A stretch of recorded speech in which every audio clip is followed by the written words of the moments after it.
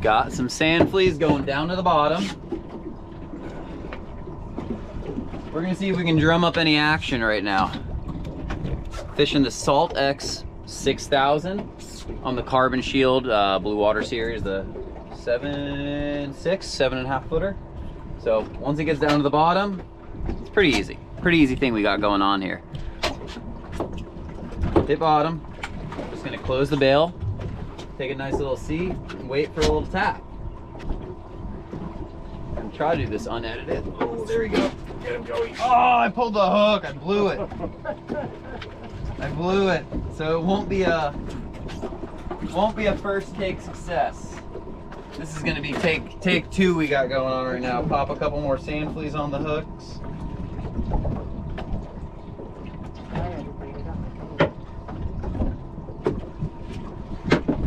Drop it back down to the bottom. Back down to the bottom. Would have been too easy if I made it on the first drop. There you go. There you go. Robin's on the other side. Ooh, look at this. Nice one. Oh, there we go. Oh, there he is. There he is. There we go. Oh, God, look at the rod shakes. Look at those shakes. Come on, what do you think it is? What do you think it is? We're sitting on them good right now. One of these. Look at that. Mark's got him. The drum. Oh, that was mine. I got color. Well, Mark's holding him. Robin caught it. That's a good one right there. Nice 22 incher or so. Yeah. Look at that. Look at I that. got him. Beautiful ocean drum. Clean as could be. Great eating fish. We got him. Oh, I lost a hook. We lost a hook. I think I had a double. I'm just gonna fish one hook. We'll just tie a little overhand knot here to There we hopefully go. Get him, honey. hold my lead on nice and tight. Oh, the nice one. Oh, the nice one. Pop a couple sand fleas on there. That's right, for two samples. I think they get one. Love the sand flea Two, action. right. Two, they get one instead of one off. Oh, nice. All right, let's see how long it takes. Whoa. Gotta send it down to the bottom. Not too far, about 30 foot or so. Ooh, honey. Good one. What do you think it is? There's I bottom. think it's Charlie. Here comes Charlie. Oh, nice one. Charlie. Gosh, we are getting them so fast.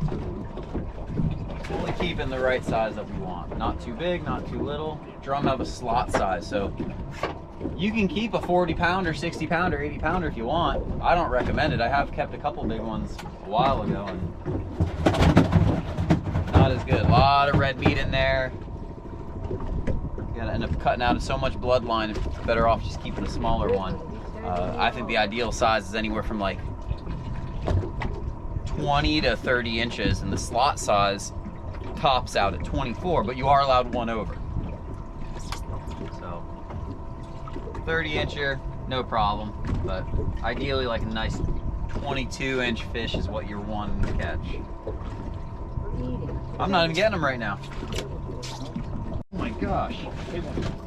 Got one hooked up again. School moved around a little bit, but we're back on them.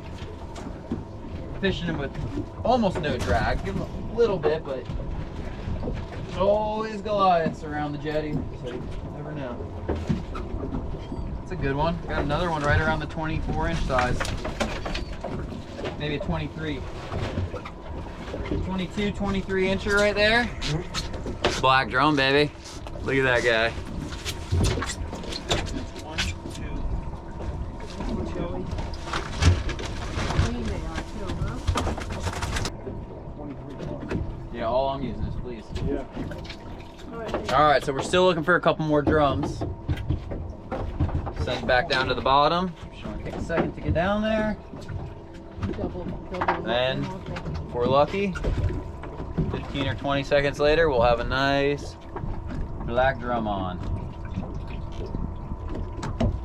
No nibbles though, no nibbles yet. The schools kind of shift around, and instead of chasing them, kind of want to just sit on them, sit in one spot and wait for them to come to us. Just got nibbled though.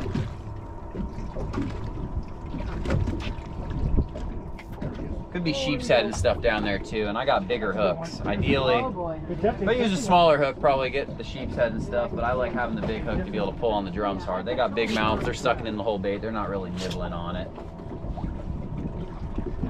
Bottom rod just got whacked. Snook rod just got whacked. That's a nice one, Lily. Oh yeah. Oh.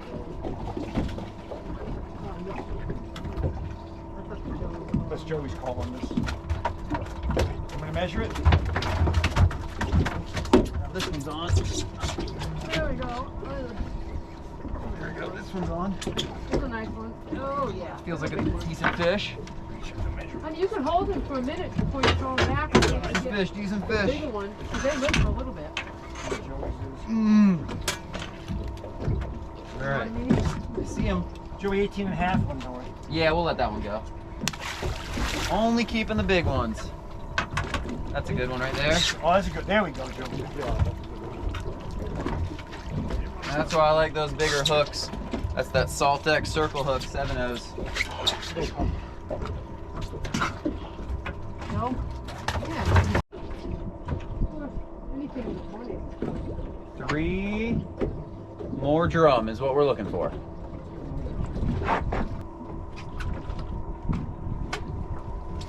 There he is. There's a big one. That feels decent. I like the ones that want to run near the boat after 50 seconds. It's not a 24. Oh, he's growing, he's growing. I see him flashing. That'll do. Yep, that's good. Oh, don't lose him, Joey. So 2 more.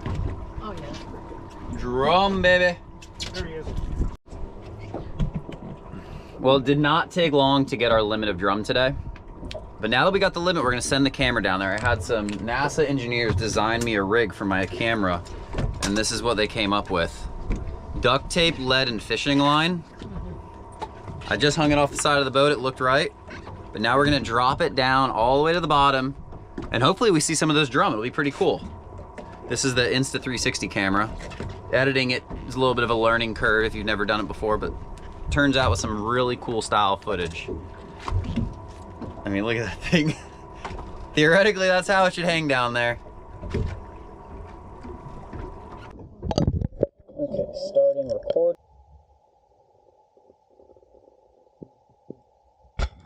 I wanted to send this camera down to the bottom for a few reasons. First off, I wanted to see what it looks like. I thought it would be a cool addition to the video, something different that I don't normally do in the videos. And I personally wanted to see how many of them were down there. We were getting bites so fast that I knew there had to be an insane amount of fish down there, but it was a lot more than I could have even imagined.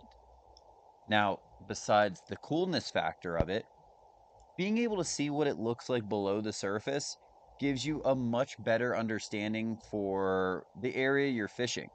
Now, you can see the fish do follow the camera all the way down to the bottom, but that is not necessarily where they want to be. It seems like they're most comfortable 5 to 10 feet off the bottom. And this is something I can say firsthand I've learned from all the spearfishing and diving I've done. A lot of the spots I dive are spots that I've fished for a while, and then I got a good clear day and I got the opportunity to go dive it.